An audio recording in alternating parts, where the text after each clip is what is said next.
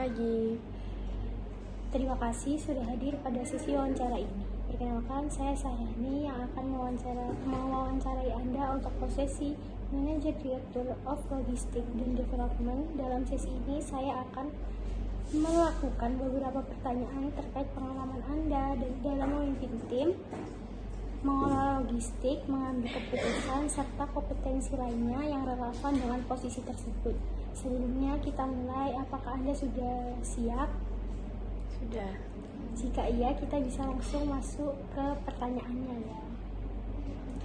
Yang pertama, bagaimana Anda menjelaskan atur proses logistik yang kompleks kepada pihak non-teknis seperti direksi atau pemangku kepentingan lainnya? Saya memulai dengan membuat visualisasi alur end-to-end yang sederhana, misalnya flow dari supplier, warehouse, transport customer. Saya hilangkan detail teknis, lalu fokus pada impact-nya terhadap biaya, kecepatan layanan, dan risiko. Contohnya saat implementasi WMS baru tahun lalu, direksi awalnya ragu. Saya menyampaikan dalam 5 menit overview dampaknya peningkatan akurasi stok 32%, pengurangan waktu picking 18%, dan potensi penghematan 1,2 M per tahun. Dengan bahasa bisnis seperti itu, mereka lebih cepat memahami urgensinya.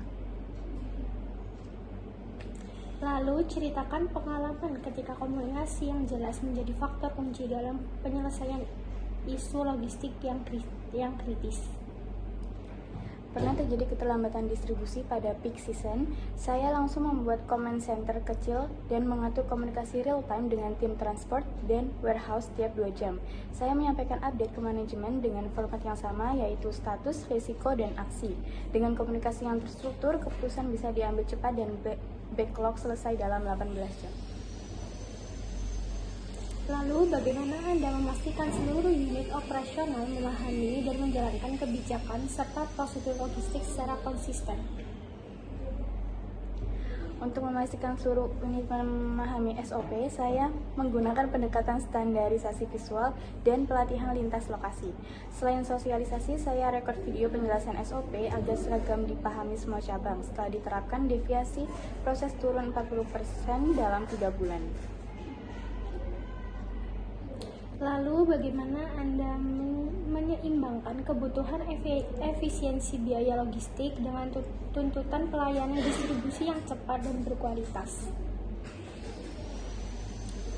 Dalam logistik, efisiensi tidak boleh mengorbankan service level. Saat biaya transport naik, saya menggunakan route optimization dan load consolidation. Hasilnya biaya turun 14%, tetapi ketepatan waktu pengiriman tetap 98%. Prinsip saya itu adalah hemat tanpa menurunkan pengalaman pelanggan. Selanjutnya, ceritakan contoh keputusan strategis di bidang logistik yang berdampak signifikan pada karyawan, mitra transportasi, atau pelanggan. Saya pernah harus menutup salah satu gudang dengan produktivitas rendah. Ini berdampak pada tim di lokasi tersebut. Saya siapkan komunikasi terbuka, memberikan pilihan relokasi, dan memastikan vendor lokal tetap mendapatkan proyek kecil dari kami. Keputusan itu tidak mudah, tapi dilakukan secara manusiawi dan terukur. Selanjutnya, bagaimana Anda melakukan penilaian risiko sebelum mengambil keputusan terkait ekspansi jaringan distribusi atau kerjasama dengan vendor baru? Sebelum ekspansi rute baru, saya menggunakan risk matrix, risiko biaya, kapasitas, regulasi, dan servis. Ketika membuka jalur Sumatera Jawa, hasil analisis menunjukkan risiko keterlambatan tinggi. Saya mitigasi dengan sistem hubungan dan spoke kecil di Palembang. Dengan mitigasi itu, ROI tercapai 2 bulan lebih cepat dari proyeksi. Lalu, target peningkatan efisiensi atau perbaikan operasional apa yang pernah Anda capai dalam fungsi logistik sebelumnya? Di posisi terakhir saya menargetkan pengurangan lead time distribusi dari 3 hari menjadi 2 hari. Saya membentuk task force, mengubah sistem penjadwalan, dan memperbaiki layout warehouse. Target pencapaian dalam 4 bulan dan berdampak pada kenaikan kepuasan distributor sebesar 27%. Lalu, bagaimana Anda menumbuhkan budaya kerja yang berorientasi hasil, disiplin, dan akurat di dalam tim logistik? Saya membangun budaya zero tolerance for inaccurate data. Setiap pagi ada 10 menit akurasi cek, hasilnya error data inventory turun dari 6% ke 0,7% dalam 6 bulan. Selanjutnya, jelaskan bagaimana Anda mengukur keberhasilan operasional logistik menggunakan indikator atau KPI tertentu.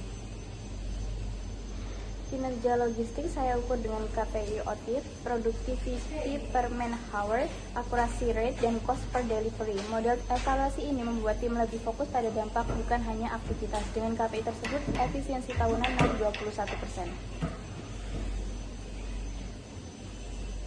Selanjutnya, bagaimana Anda meyakinkan direksi atau dewan untuk menyetujui inisiatif logistik strategis yang awalnya mendapatkan penolakan? Saat mengusulkan digitalisasi armada, awalnya ditolak karena dianggap mahal. Saya mengubah narasi dari teknologi menjadi penghematan biaya dan visibilitas dengan menunjukkan data kehilangan waktu 180 jam per bulan akibat tracking manual. Usulan langsung disetujui. Lalu, ceritakan pengalaman Anda membangun kesepakatan lintas fungsi terkait pengelolaan anggaran, perencanaan kapasitas, atau strategi distribusi. Saat negosiasi anggaran logistik, saya kumpulkan masukan dari sales dan finance. Saya bangun kesepakatan dengan pendekatan win share value. Sales ingin layanan cepat, finance ingin efisien. Saya ajukan model hybrid, kedua pihak setuju. Selanjutnya, bagaimana Anda menghadapi perbedaan pendapat dalam rapat perencanaan logistik berskala strategis? Dalam rapat strategi, saya menghadapi perbedaan pendapat mengenai ekspansi rute. Saya mengajak tim melihat data tren permintaan, biaya per kilometer, dan potensi backlog. Dengan dasar data, kami sepakat menunda rute tersebut 3 bulan, dan ternyata keputusan itu tepat. Lalu, bagaimana Anda menyusun rencana distribusi dan pengembangan jaringan logistik tahunan, termasuk forecasting dan alokasi kapasitas? Saya membuat planning tahunan berbasis forecasting 12 bulan plus skenario ABC. Pendekatan ini membuat kami siap bahkan ketika permintaan tiba-tiba naik 40% tahun lalu. Selanjutnya, jelaskan bagaimana Anda mengatur prioritas antara operasional harian dan proyek pengembangan jangka panjang. Prioritas saya bagi dua, yaitu operational excellence harian dan strategic growth. Saya dilegasikan 70% operasional ke supervisor berpengalaman sehingga saya fokus pada expansion project tanpa mengganggu operasional. Selanjutnya, sistem atau tools apa yang Anda gunakan untuk menjamin akurasi data, efisiensi proses, dan ketepatan waktu pengiriman? Saya menggunakan ERP plus WMS dan dashboard real time. Dengan integrasi ini, ketepatan waktu laporan mencapai 99% dan semua keputusan bisa dipantau live dari command terminal. Selanjutnya, ceritakan kasus rumit dalam operasional logistik yang pernah Anda tangani, seperti bottleneck distribusi, ketidaksesuaian inventory, atau gangguan supply chain. Saya pernah menangani mismatch antara stok fisik dan sistem sebesar 8%. Saya bentuk tim audit kecil, analisis pola kesalahan, dan menemukan masalah pada proses inbound. Setelah SOP diperbarui, mismatch turun menjadi 0,5%. Lalu, bagaimana Anda memastikan data operasional yang digunakan dalam pengambilan keputusan benar-benar valid dan relevan?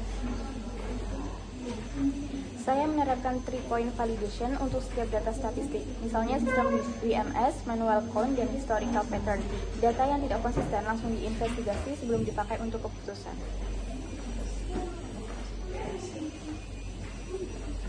Selanjutnya, pernahkah Anda menemukan akar masalah logistik yang tidak tampak pada awalnya?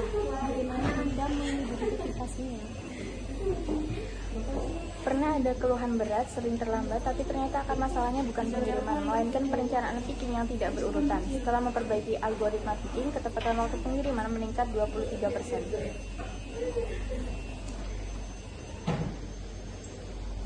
Lalu, inovasi apa yang pernah Anda terapkan untuk meningkatkan efisiensi, kecepatan, atau akurasi proses logistik?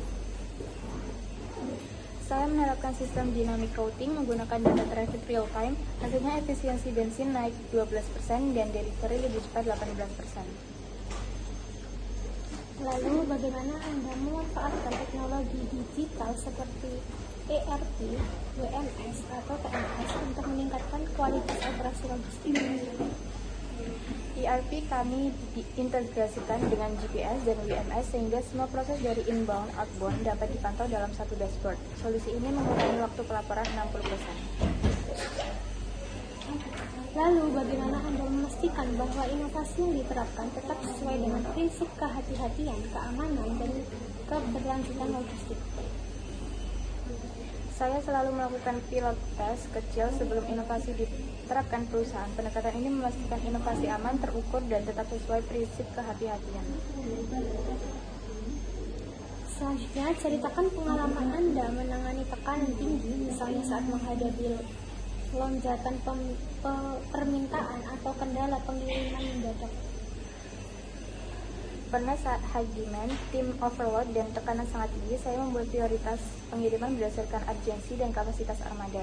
Saya tetap tenang dan mengarahkan tim dalam shift pendek, semua pengiriman selesai dalam 24 jam.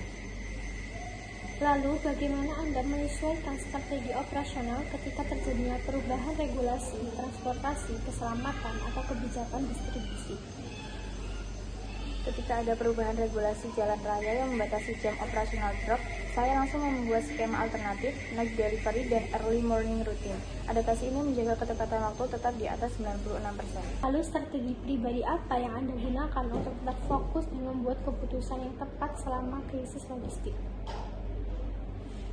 Dalam kondisi krisis, saya membuat checklist 5 poin agar fokus, safety, kapasitas risiko, alternatif rute, dan komunikasi. Checklist ini membuat saya tetap objektif meskipun kondisi sangat menekan. Selanjutnya, apa visi Anda terkait pengembangan logistik untuk mendukung pertumbuhan dan daya saing perusahaan dalam jangka panjang? Visi saya adalah menjadikan logistik sebagai business enabler, bukan hanya cost center. Fokusnya yaitu service excellence, digitalization, dan sustainability. Dengan visi ini, logistik bisa menjadi keunggulan kompetitif perusahaan. Selanjutnya, bagaimana Anda membangun tim logistik yang tidak hanya kuat dalam operasional, tetapi juga mampu berpikir strategis dan adaptif? Saya membangun tim strategis dengan model 70-20-10, 70% on job, 20% coaching, 10% pelatihan formal. Pendekatan ini meningkatkan readiness level supervisor menjadi manajer sebanyak 3 orang dalam 1 tahun. Lalu, bagaimana Anda menilai kekuatan dan kelemahan jaringan logistik perusahaan dari perspektif jangka panjang, termasuk efisiensi, kapasitas, dan keberlanjutan? Saya menilai kesehatan logistik melalui 4 pilar, yaitu biaya, kapasitas, keandalan, dan keberlanjutan. Dengan 4 indikator itu, perusahaan bisa memprediksi kebutuhan investasi 3-5 tahun ke depan secara akurat. Jadi, sesi wawancara ini sudah selesai. Terima kasih atas waktunya sudah datang ya. Iya, baik, sama-sama.